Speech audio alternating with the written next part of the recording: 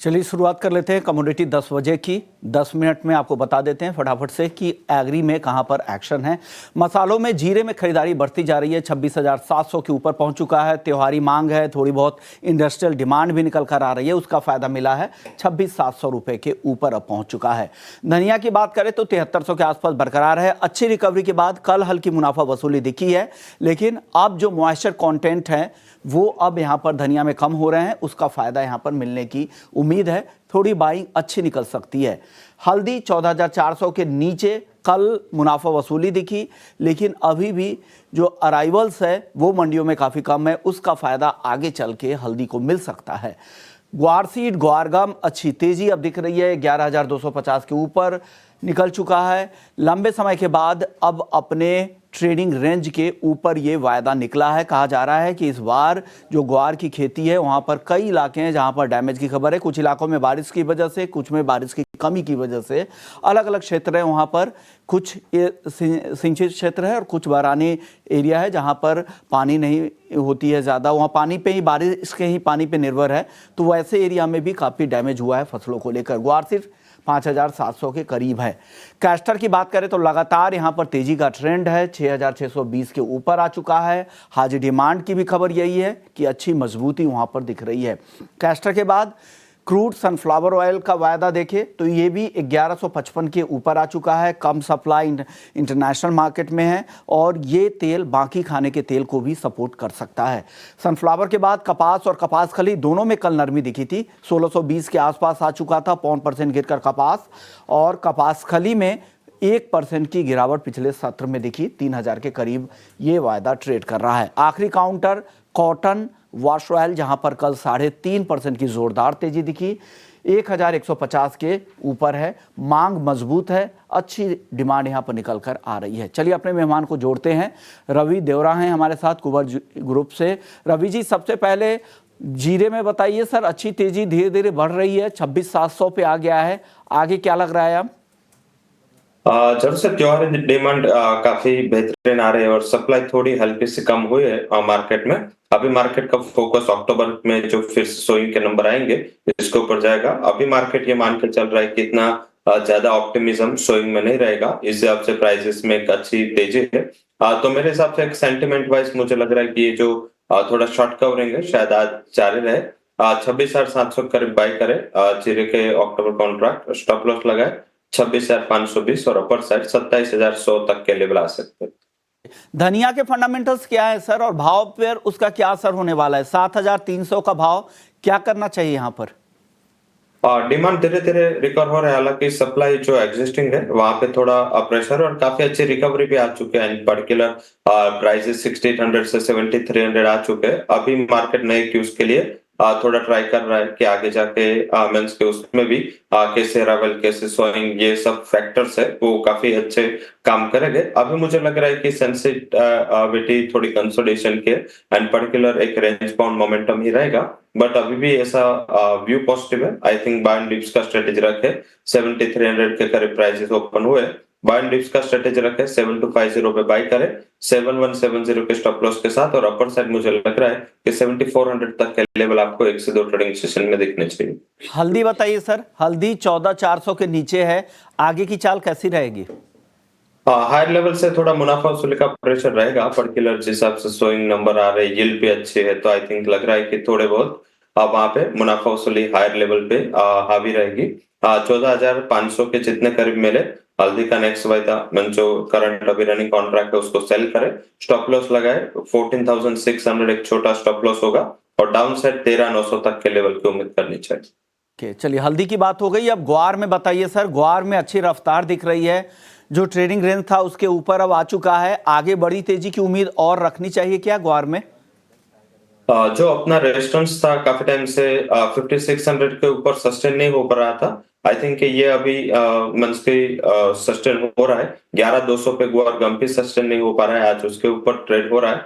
मुझे लग रहा है कि ये ट्रेड अगर ब्रेक नहीं हुआ डाउन साइड तो मोमेंटम इंटेक रहेगा, काफी बड़ा कंसोलिडेशन है, तो ब्रेकआउट भी अच्छा होगा। स्टॉप लॉस जरूर से लगाए, 5,600 के स्टॉप लॉस के साथ 5,650 पे गुआर सीड को बाय करें, टारगेट रहेगा 5,720 एंड 5,750, एंड गुआरगम में बाय करें 11,200 के करीब, 11,000 का स्टॉप लॉस के साथ 11,500 तक के लेवल की उम्मीद करनी चाहिए। ओके सर, कपास कली कैसा दिख रहा है? 3,000 के आसपास दिसंबर कॉन्ट्रैक्ट में क्या करें, खरीदें या रुके? मुझे लग रहा है कॉटन में अच्छी रिकवरी दिखनी चाहिए। चाइना जो स्टिमुलस मेजर्स ले रहा है, इसका एक आगे जाके डिमांड वाइज सपोर्ट मिलेगा कॉटन कॉम्प्लेक्स को। तो आई थिंक मुझे लग रहा है कि वहां पे थोड़ा मार्केट क्योंकि कंसोलिडेशन कर रहा है, कल भी नरमी थी।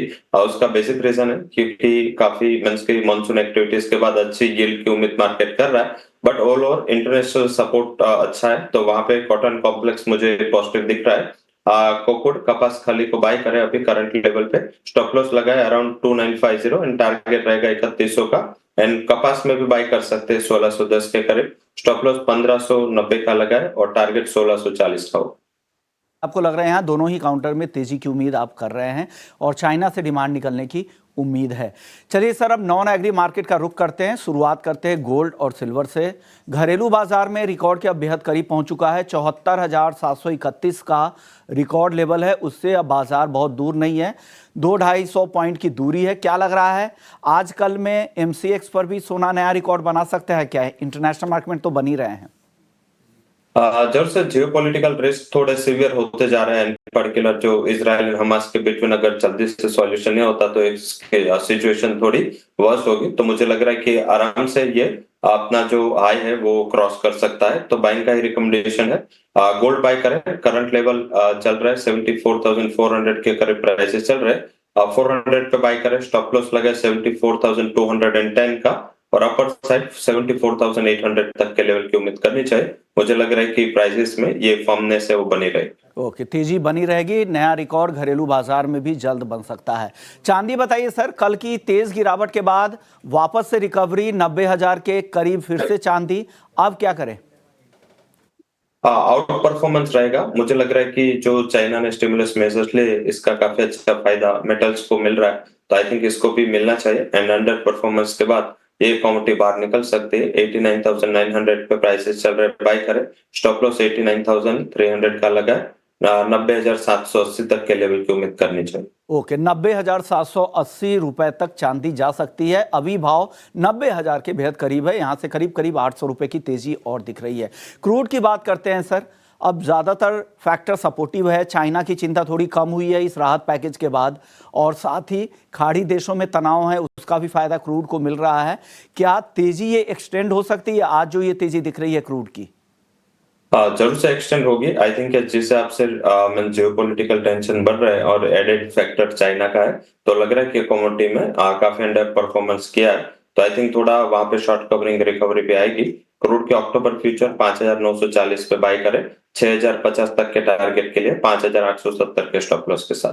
के तो यहाँ पे खरीदारी की राय है 5,870 के स्टॉप लॉस के साथ। सर, बेस मेटल्स में बताइए, क्या चाइना का फैक्टर मेटल्स पर भी काम करेगा? अच्छी तेजी कहां पर ज्यादा दिख रही है, जहां कन्विक्शन ज्यादा हो? आज दिन के लिए बताइए मेटल्स में एक कॉल। मेटल्स में मीन्स के चाइना का फंडामेंटल कॉपर पे काफी अच्छी तरह सपोर्ट करता है, कॉपर बाय कर ले। अक्टूबर फ्यूचर में बाय की रिकमेंडेशन होगी 825 के करीब बाय करें, 840 का टारगेट है और 818 का स्टॉप लॉस लगाए।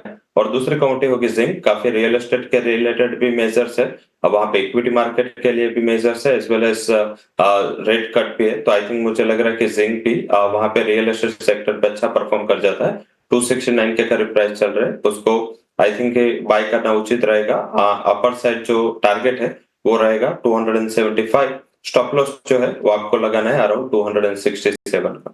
267 का स्टॉप लॉस, 275 का टारगेट जिंक के लिए। जिंक खरीदने की सलाह है। और कॉपर, ये अक्टूबर यानी नेक्स्ट मंथ के कॉन्ट्रैक्ट में खरीदारी की सलाह है यहां पर, और लग रहा है कि 825 पे खरीदे, 840 रुपए तक जा सकता है। 818 का स्टॉप लॉस यहां पर जरूर लगा लीजिएगा। अब रवि जी, आखिरी कॉल की तरफ चलते हैं, वो है नेचुरल गैस। क्या लग रहा है यहां पर ऑप्शंस में कुछ मौके आपको दिख रहे हैं क्या? जब से नेचुरल गैस पे सीजनलिटी के हिसाब से काफी अच्छा पॉजिटिव हो चुका है। आई थिंक ऑप्शन में थोड़ा बहुत जो क्योंकि ये जो ट्रांजिशन का फेस है काफी बड़ा टाइम वैल्यू पे है, तो मुझे लग रहा है कि डायरेक्ट फ्यूचर पे अप्रोच करें, जिसमें आप फ्यूचर वाइज बाय कर सकते हैं। नेक्स्ट कॉन्ट्रैक्ट जो है वहां पे 200 238 पे बाई करें, 235 छोटा स्टॉप लॉस लगाए, 248 तक के लेवल की उम्मीद करनी चाहिए। ओके, तो नेक्स्ट कॉन्ट्रैक्ट में बाई करने की सलाह है और यहाँ पे 248 तक के लेवल के लिए आप वेट कर सकते हैं। शुक्रिया रवि जी, आपने वक्त निकाला, एग्री नॉन एग्री मार्केट पर आपने अपनी राय रख दी।